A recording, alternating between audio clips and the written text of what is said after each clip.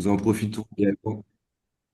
Nous en profitons également pour remercier les anciens élèves des cycles internationaux de l'EN3S, ici présents, hein, du CESGOS, des UGEOS, du CIFOX et aussi anciens élèves dans le cadre des formations aux lignes directrices de la l'ISS. Vous êtes de nombreux participants de pays très différents, à la fois de la Belgique, des Comores, de Côte d'Ivoire, Djibouti, Gabon, Guinée, France, le Mali, le Maroc, le Rwanda, la République démocratique du Congo, le Sénégal, la Tunisie ou encore le Togo. Bienvenue à toutes et à tous.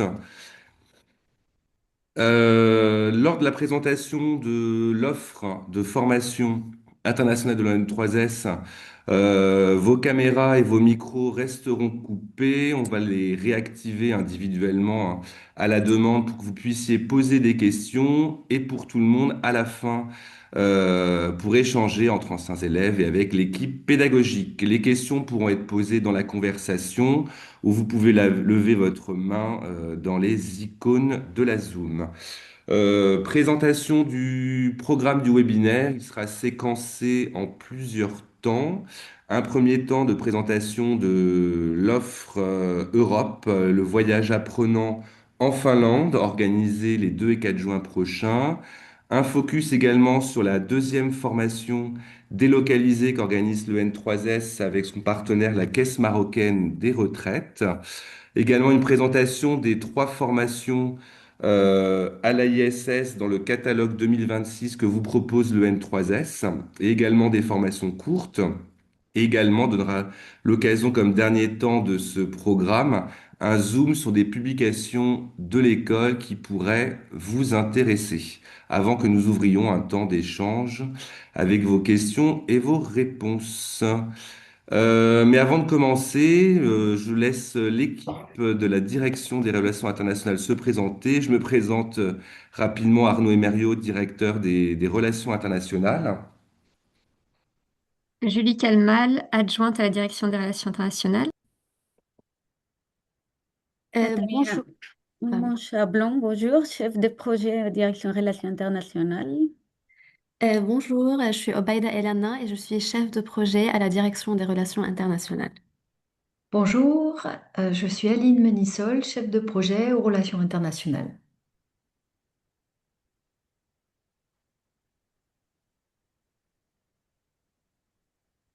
Alors, l'Europe, premier temps de ce programme du webinaire, l'Europe avec une première action de formation, nous vous proposons le voyage apprenant en Finlande. Ce voyage apprenant en Finlande aura lieu du 2 au 4 juin 2026 à Helsinki autour d'un thème central, problématique autour de la soutenabilité financière et budgétaire et de l'équité et de l'efficience de systèmes de sécurité sociale face à des enjeux à la fois démographiques, mais également des enjeux de territorialisation des politiques publiques sociales, notamment dans le cas de la branche maladie et de la branche famille, avec plusieurs objectifs sur ce voyage in situ à Helsinki.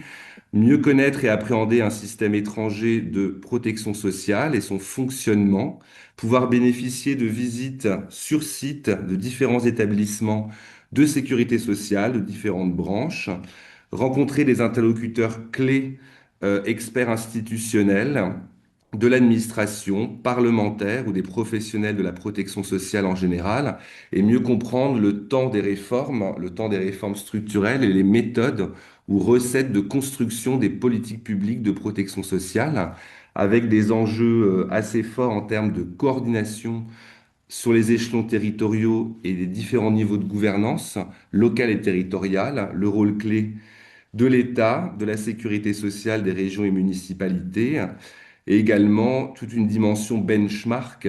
L'idée est bien de mieux comprendre et mettre en perspective les enseignements tirés de la Finlande pour les injecter, transposer autant que possible dans le système français. Voilà. Et évidemment, contribuer à développer la culture internationale des politiques sociales avec un public cible qui est principalement ceux des représentants d'organismes de sécurité sociale ou tout autre acteur public, privé, santé, intéressé à ce type de voyage. Vous aurez de toute manière aussi un descriptif et une fiche de présentation du voyage apprenant sur le site Relations internationales de l'école et dans le catalogue 2026. Je laisse la parole à Aline Manisol pour nous présenter l'offre anglais et protection sociale. Merci Aline. Merci Arnaud, merci Arnaud. Oui, alors une autre formation dans le cadre, on va dire, de l'Europe, c'est une formation anglais de la protection sociale. On sait maintenant que les échanges internationaux sont devenus incontournables et en fait, cette formation, la maîtrise de l'anglais, c'est plus un atout, c'est une nécessité et cette formation, de l'EN3S a été pensé aussi pour répondre à cette nécessité de savoir maîtriser l'anglais. Donc, c'est 10 jours de formation qui alternent sessions présentielles à Paris et sessions en distanciel. Les participants vont renforcer leurs compétences linguistiques pour pouvoir communiquer de manière plus fluide, plus professionnelle avec des partenaires européens et internationaux. On va travailler à la fois l'appropriation du vocabulaire technique et spécifique à la protection sociale.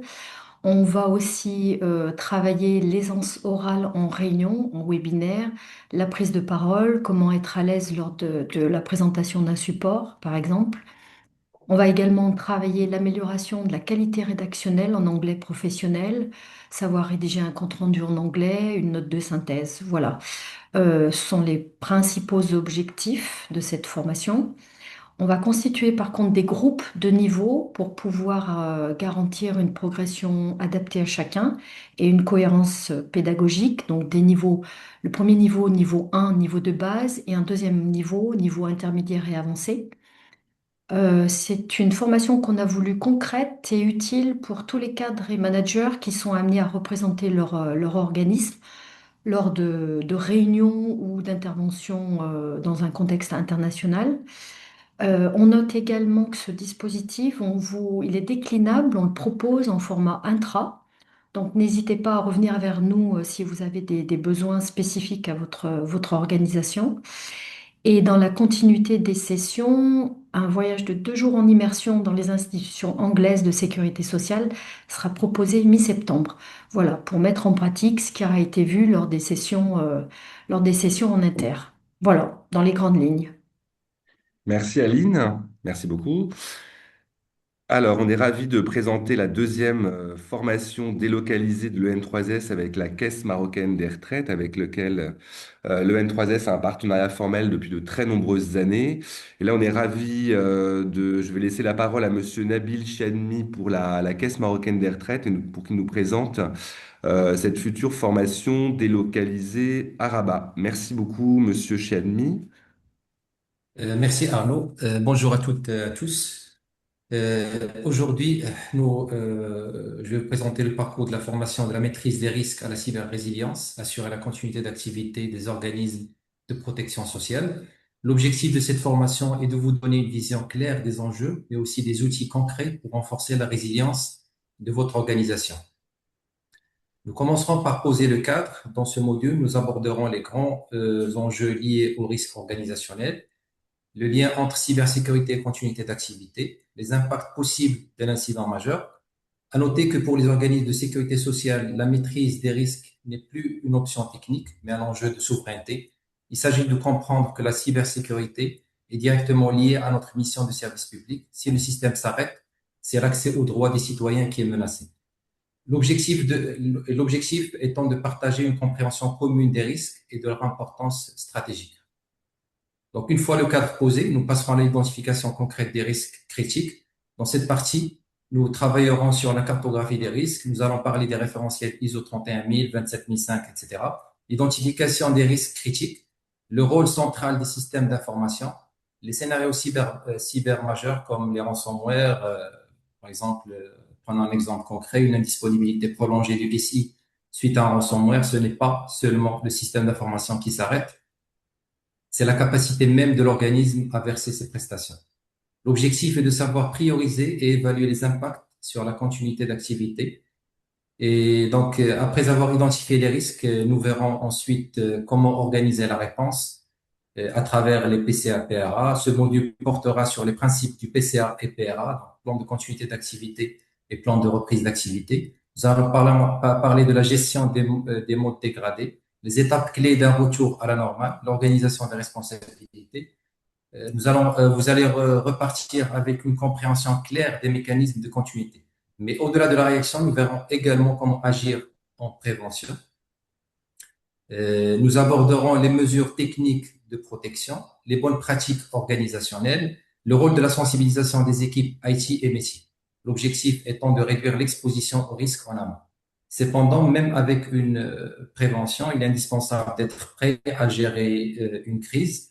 Dans cette partie, nous travaillerons sur la gouvernance en situation de crise, la prise de décision sous pression, la communication interne et externe, la coordination des équipes. Nous allons essayer de développer des réflexes nécessaires pour gérer efficacement un incident cyber. Et pour assurer et pour ancrer, bien sûr, ces compétences, la formation inclut une mise en pratique. La formation va se conclure avec un exercice de simulation. Cet exercice permettra de tester les réflexes, d'évaluer la coordination, d'identifier les axes d'amélioration.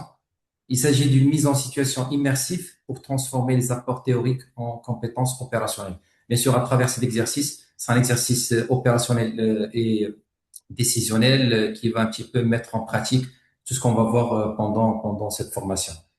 En résumé, cette formation propose un parcours complet allant de l'appréhension stratégique à l'expérimentation tactique.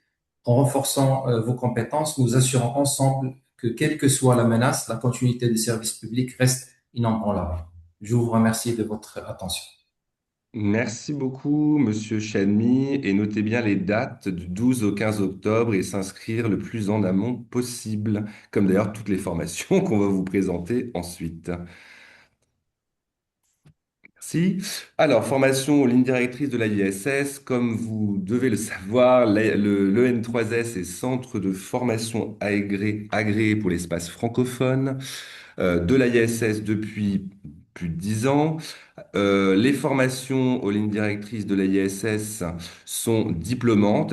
Un certificat est remis à l'issue de la formation avec un format type qui est structuré en 3 temps, une préformation pour s'acculturer au thème de la formation, une formation sur 5 jours à Paris et une période de post-formation pour intégrer tous les acquis enseignements de la formation et qu'elle soit adaptée opérationnelle à vos enjeux au sein de votre organisme.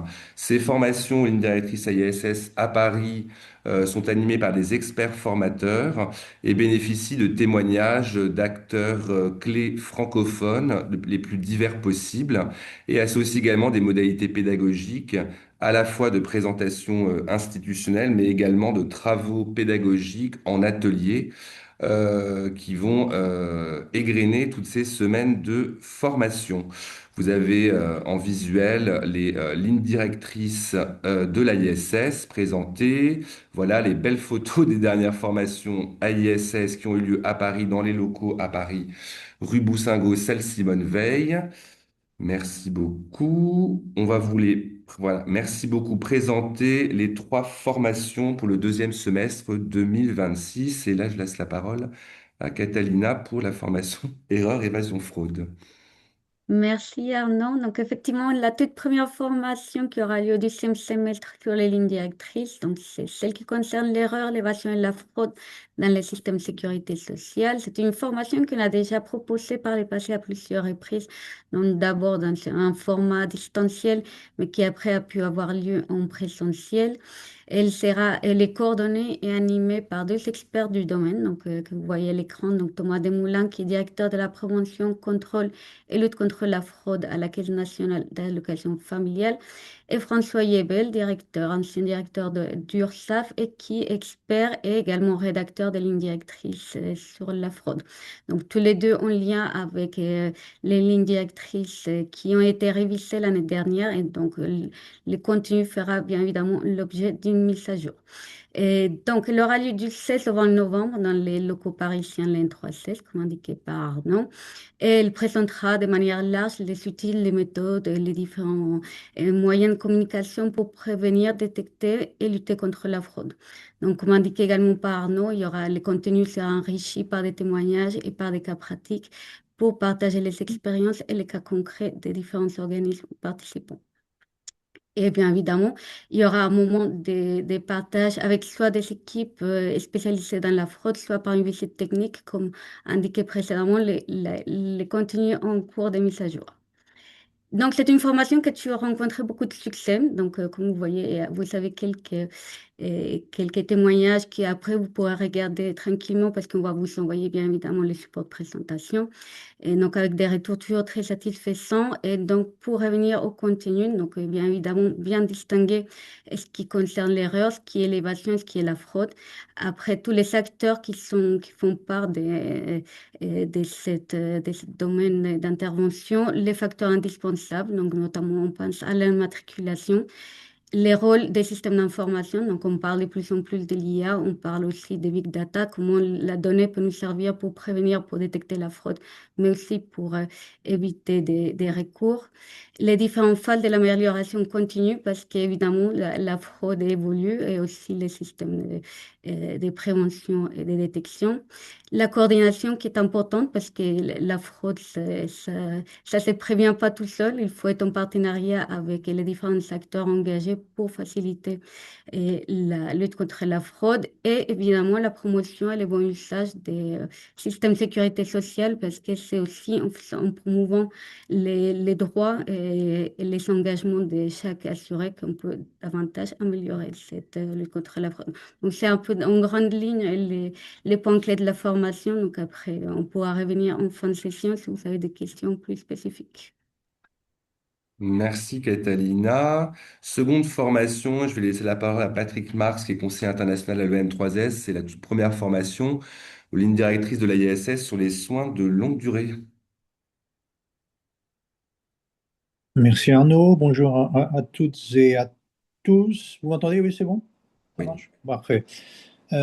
Oui, donc cette formation, cette nouvelle formation hein, sur un nouveau sujet finalement, des soins de longue durée, donc aura lieu à Paris fin de l'année. Alors, de quoi parle-t-on en fait?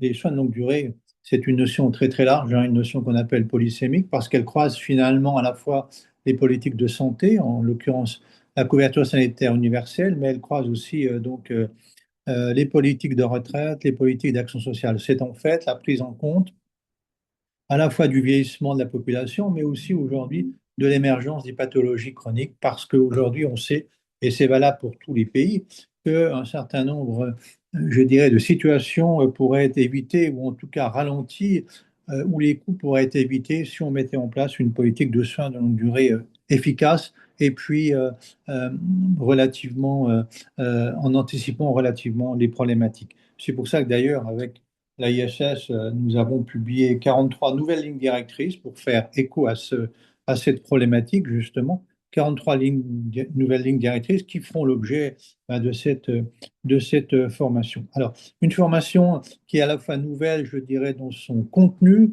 mais peut-être aussi au niveau de modalité, parce que nous souhaitons très, très clairement mêler à la fois des interventions d'experts de différents pays qui travaillent aujourd'hui sur les soins de longue durée.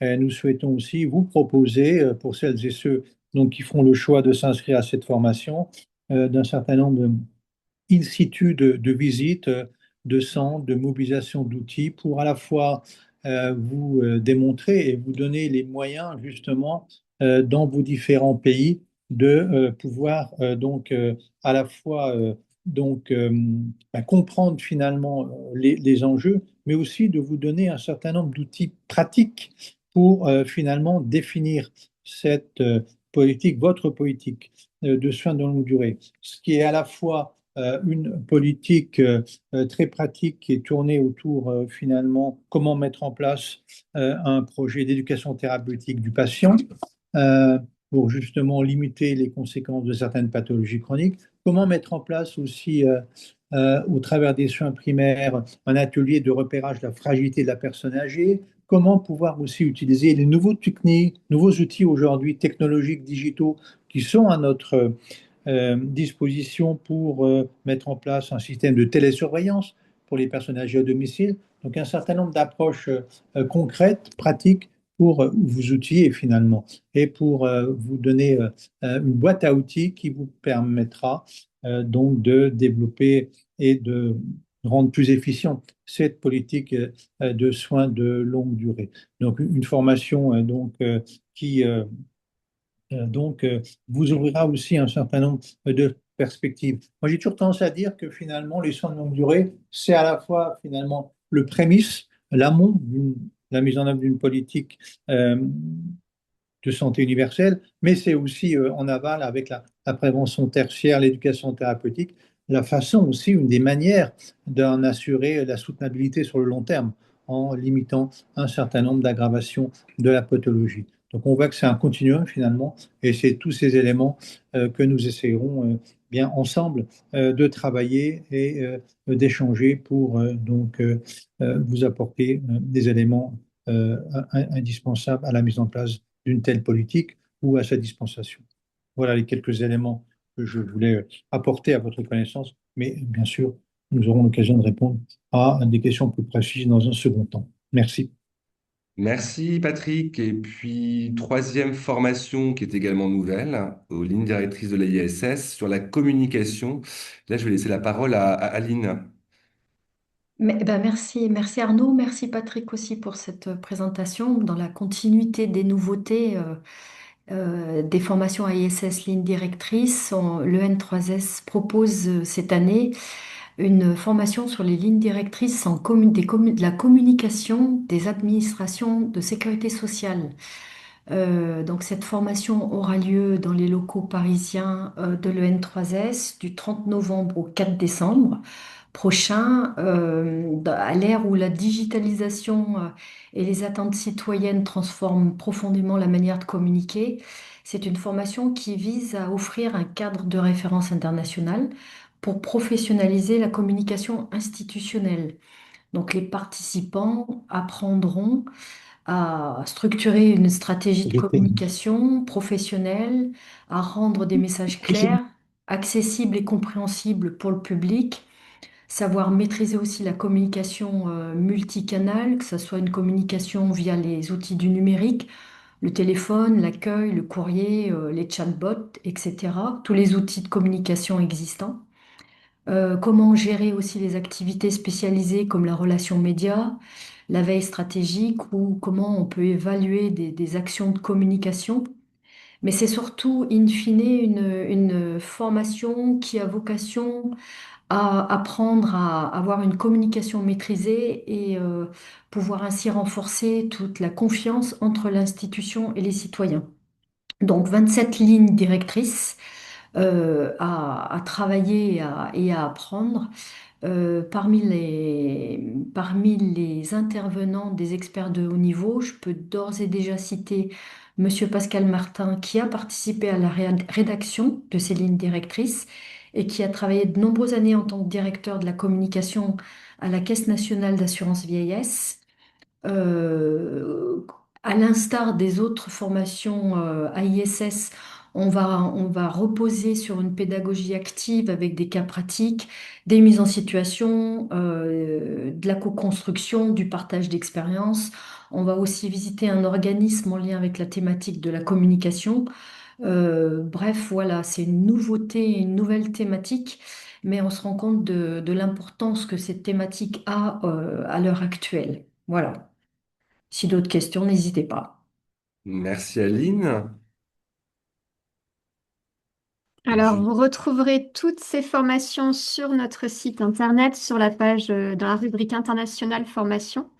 En cliquant donc sur les formations, vous retrouverez le détail des objectifs, des thématiques, et puis vous pourrez directement vous inscrire en ligne en joignant notamment pour les formations à ISS notamment un bulletin d'inscription validant votre inscription par votre employeur. On vous invite à vous inscrire au plus vite puisque ce sont des formations qui sont limitées à 15 à 20 participants au maximum pour pouvoir favoriser l'interactivité, les exercices, les visites techniques. Donc, il faut réserver sa place au plus vite pour la garantir et puis aussi anticiper les délais de demande de visa. Et naturellement, vous retrouverez sur chaque page Internet aussi le contact de la personne en charge de la formation si vous souhaitez toutefois plus de précision. Merci Julie. Je vous propose de qu'Obaïda présente le MOOC qui a été co-construit avec l'Organisation internationale du travail. Merci, sur la protection sociale universelle.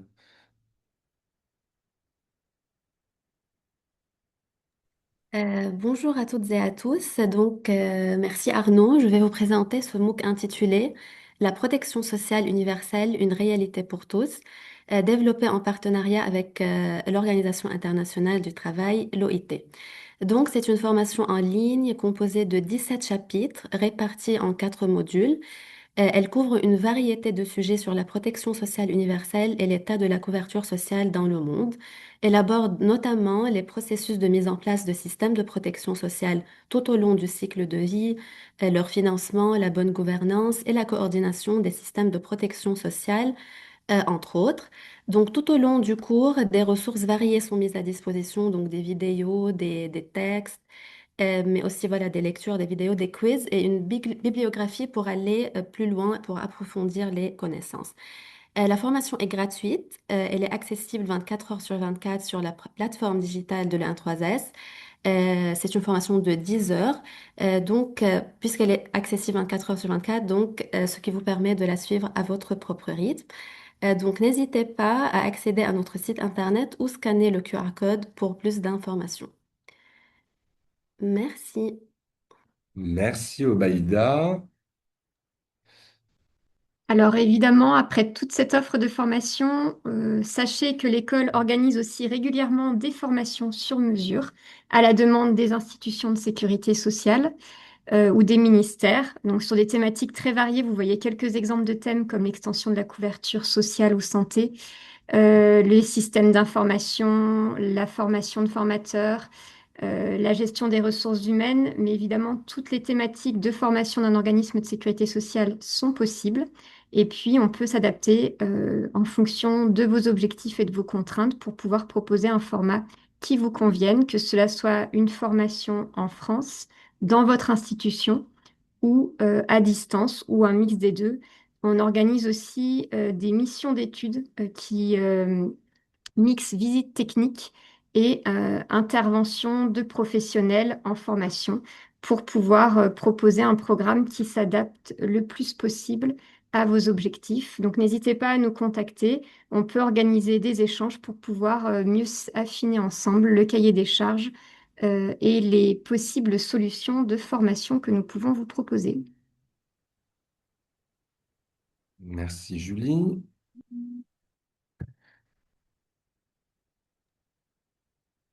Alors, voilà, merci. Les activités de l'école comprennent également un volet publication qui est décliné en plusieurs produits. Le premier, donc, dont vous avez accès, est d'ores et déjà au catalogue de formation 2026, l'offre internationale de l'école, qui a été décliné lors de ce webinaire. Vous avez également accessible la version numérique, la revue Regard, qui existe depuis une quarantaine d'années, qui est la revue de l'école de l'EN3S, à raison d'une revue bisannuelle de 2 numéros qui mélange des articles de réflexion et des éclairages sur les thèmes de protection sociale.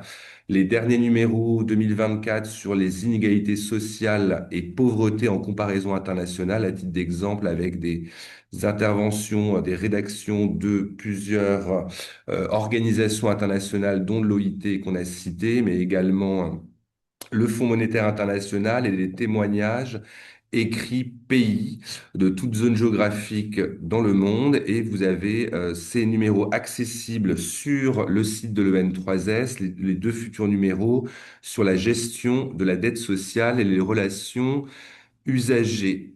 Un autre outil international, vous avez également, on va être au 6e ou 7e numéro, la lettre de veille sur la protection sociale à l'international, qui est une recension académique des principales publications dans le champ protection sociale et qui est classée par thématique. Vous en trouverez les anciens numéros sur le site de l'EN3S et pour vous inscrire également le lien d'inscription.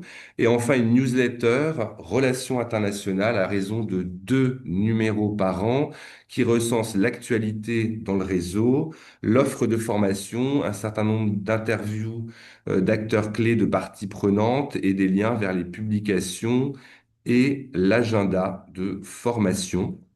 Voilà pour ces produits.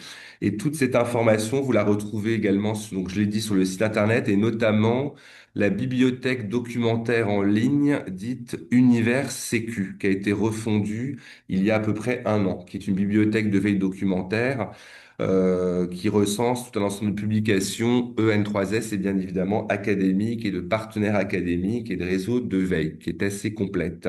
Vous avez le lien de connexion sur cette slide. Et également le QR code de renvoi directement sur l'offre 23S internationale. Et n'hésitez pas, certaines ont déjà bien fait, de rejoindre notre communauté WhatsApp des relations internationales, qui est un outil assez efficace et pour que vous ayez à la minute près accès à l'offre de formation aux informations internationales de l'EN3S.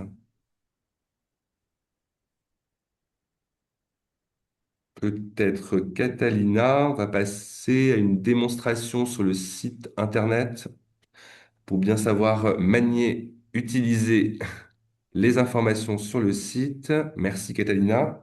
Oui, voilà, tout à fait. Donc, comme vous voyez à l'écran, là, c'est le site de l'N316. Je pense que beaucoup d'entre vous les connaissent bien, mais nous, on a changé très récemment des chartes graphiques. Donc, pour que vous voyez, c'est avec les nouvelles couleurs de l'école. Et donc, là, c'est la page d'accueil où vous trouverez bah, de la documentation en lien avec l'actualité de l'école et la revue Regarde qui a précédemment présenté Arnaud. Et vous savez, une rubrique internationale. Donc, en cliquant sur la rubrique internationale, vous pourrez télécharger, consulter les catalogues de formations et vous pourrez aussi aller sur les différentes formations que vous a présentées tout à l'heure et les autres travaux que vous faites en lien avec les entreprises francophones pour étendre les offres de protection sociale dans le monde et les publications également présentées précédemment. Donc, n'hésitez pas aussi à prendre le temps de vérifier ces différentes sources. Donc, à titre d'exemple, en allant sur les formations internationales, vous trouverez les différentes formations que vous a présentées avec les dates et vous pouvez aller consulter chacune de ces formations. Donc, à tout hasard, j'ai pris la toute première sur l'évasion et la fraude où vous savez les détails, et les informations pratiques, et les dates, et les prix, les coordonnateurs, mais vous pouvez aussi également, comme indiqué par Julie, faire les inscriptions en ligne. Ensuite, au niveau des publications, vous avez accès aux différentes newsletters, donc les différentes, les toutes dernières, également la lettre d'éveil de protection sociale à l'international qui était précédemment présentée, et aussi tout un ensemble de documentation utile que vous pourrez après prendre le temps de télécharger et consulter de manière autonome. Et enfin, l'accès à notre nouveau portail des ressources numériques UniverSecu, où vous allez aussi retrouver l'ensemble d'actualités, des documents et articles en lien avec la sécurité sociale en France, mais aussi dans le monde, avec les publications et de l'école, mais aussi des publications extérieures. Et pour tous ceux qui ne sont pas encore inscrits, donc comme indiqué aussi par Arnaud, et notre page LinkedIn où on indique les actualités, mais aussi les publications, les nouveautés de la direction des relations internationales avec les différentes actualités en France et dans vos pays respectifs et en Europe. Donc voilà, n'hésitez pas à vous abonner aussi, à partager les liens avec tous ceux qui pourraient être intéressés par nos différentes actualités et formations. Merci beaucoup, Catalina, pour la présentation du site internet et des outils de communication de l'école. Et comme indiqué en introduction du webinaire, on va laisser place à une session de questions-réponses. Donc, n'hésitez pas pour favoriser l'interactivité des échanges à lever votre main. Vous avez l'icône pour poser vos questions et faire des commentaires sur des présentations ou à poser vos questions directement dans le chat et on vous laisseront intervenir. Merci beaucoup. Alors,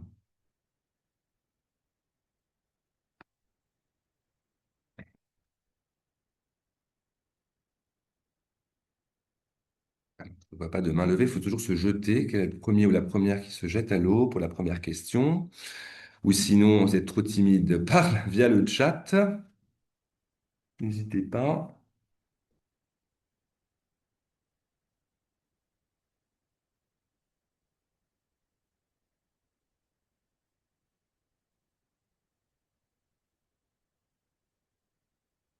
Non, je ne vois pas de main levée.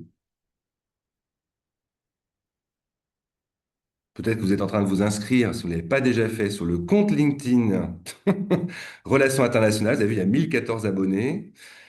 Vous permettre d'augmenter le nombre. Et aussi, vous êtes en train d'enregistrer le QR code pour la communiquer au WhatsApp. Et regardez plus attentivement l'offre de formation via le QR code.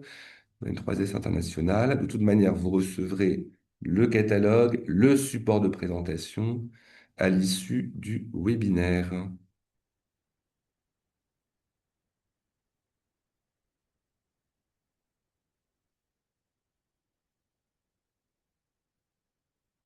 Bon, c'est que tout a été clair, je ne vois toujours pas de questions.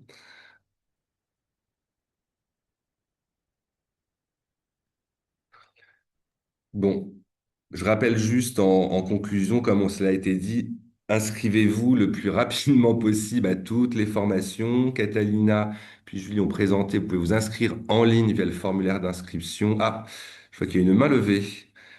Jennifer Lorenza, n'hésitez pas à allumer votre caméra et que le son, je vous laisse la parole. Bonjour et merci. Bon, pour la caméra, je ne pourrais pas parce que avec le décalage horaire, je suis encore au lit, mais je suis avec vous C'est pas également. grave. Donc, c'est tout un plaisir de retrouver certains promotionnaires, de vous revoir tous aussi. Alors, rapidement, je voudrais savoir, est-ce que par rapport, tout comme l'AISS, est-ce que au niveau du département des relations internationales, est-ce que vous avez pensé à mettre en place au cours de cette année et des dispositifs d'accompagnement pour soutenir via des partenariats des cadres dirigeants d'organismes de sécurité sociale afin d'impulser des réformes structurelles de leur institution? Alors, que je vais répondre. C'est ce qu'on. Alors, il y a deux modalités, ce qu'on appelle les formations sur mesure. Un, à la fois dans le cadre de partenariats formels qui ont été conclus entre le N3S et des organismes de sécurité sociale ou de prévoyance sociale étrangers.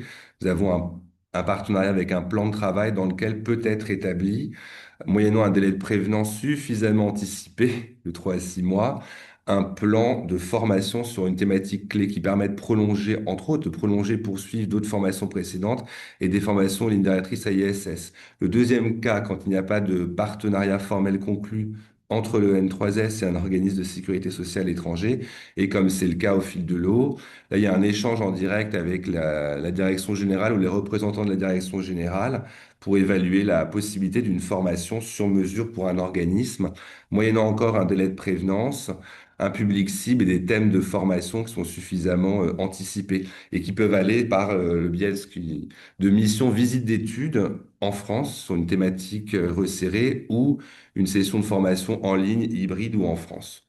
Donc c'est tout à fait ouvert et possible. Mais le point important, c'est le délai de prévenance suffisamment anticipé puisque nous mobilisons des agents de direction pas que, mais des agents de direction de la sécurité sociale française qui sont déjà mobilisés dans leurs fonctions de direction et qu'il faut avoir un délai de prévenance suffisamment anticipé pour construire ces formations ad hoc. Voilà, j'espère que j'ai répondu à votre question. Oui, je vois votre doigt levé. Patrick, je crois que tu voulais apporter une précision. Oui, oui.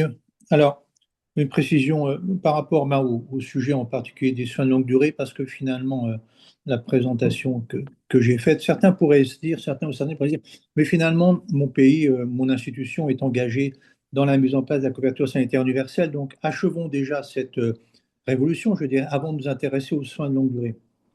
Je pense que c'est d'une certaine façon une erreur dans la mesure où aujourd'hui, on le voit bien, les soins de longue durée, finalement, font partie intégrante de la couverture sanitaire universelle. Et il est tout à fait intéressant, il est tout à fait pertinent de s'intéresser aux soins de longue durée dans la création, dans le processus de création ou d'extension de la couverture sanitaire universelle. Pourquoi? Mais parce qu'encore une fois, les soins de longue durée, c'est le dépistage, c'est la prévention, c'est l'éducation thérapeutique du patient, et cela va permettre non seulement d'améliorer la santé des individus, mais ça va aussi permettre d'assurer la soutenabilité financière. Vous savez, il y a une étude récente de l'EMS qui dit quand on investit aujourd'hui 1 dollar dans finalement la prévention, les soins de longue durée, d'ici 5 ans, on va récupérer 3 dollars. C'est-à-dire que finalement, la dépense qui est faite aujourd'hui, c'est plus un investissement sur le long cours et c'est tout à fait, je pense, un levier pour justement permettre à nos systèmes de santé eh bien, d'assurer une pérennité sur le long terme et de renforcer leur efficacité. Merci. Merci Patrick pour ces précisions.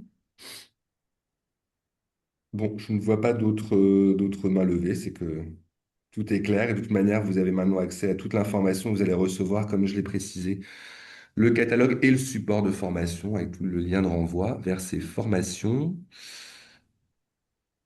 Bah, écoutez, toute l'équipe des relations internationales vous remercie. Merci beaucoup aux participants, aux futurs participants aux formations.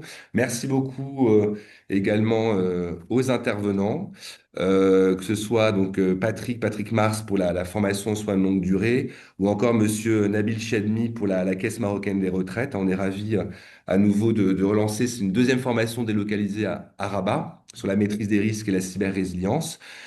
Et je remercie encore toute l'équipe de relations internationales. Merci à toutes et à tous.